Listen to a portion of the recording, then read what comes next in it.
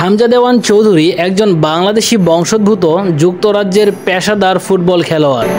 তিনি বর্তমানে ইংল্যান্ডের পেশাদার ফুটবল লিগের দ্বিতীয় স্তর EFL championship, Sheffield United football club এবং বাংলাদেশের হয়ে মধ্যমাঠের খেলোয়াড় হিসেবে খেলেন।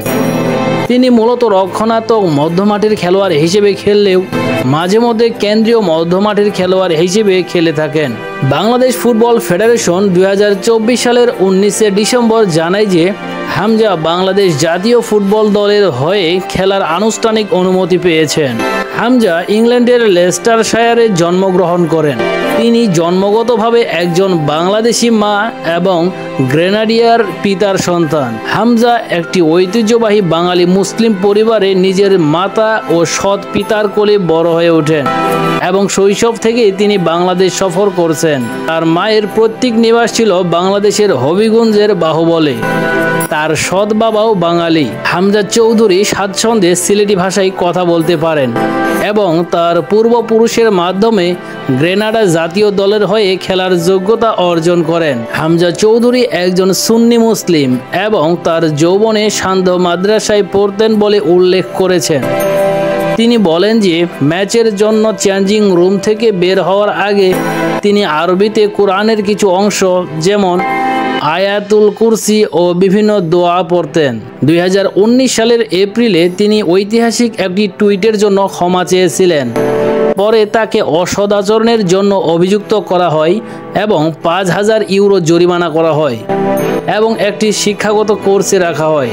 তিনি এবং তার স্ত্রীর 2018, 2020 এবং 2023 সালে জন্মগ্রহণকারী 3টি সন্তান রয়েছে।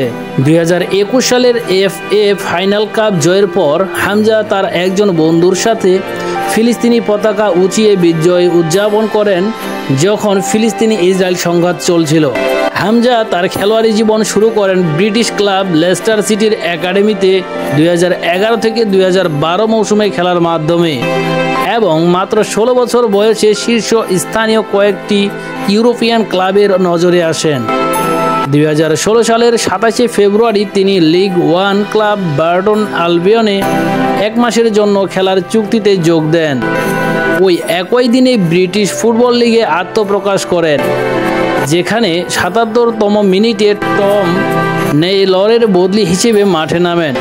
ইংল্যান্ডের বার্টনে অবস্থিত ফিরল্লি স্টেডিয়ামে ওয়ালশালের বিপক্ষে ম্যাচটি 0-0 গোলে ড্র হয়।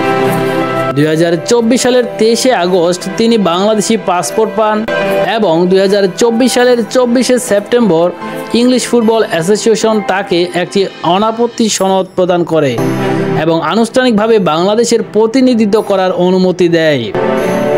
এরকম নিত্য নতুন ভিডিও পেতে চ্যানেলটি সাবস্ক্রাইব করে রাখুন। ধন্যবাদ সবাইকে। আসসালামু আলাইকুম।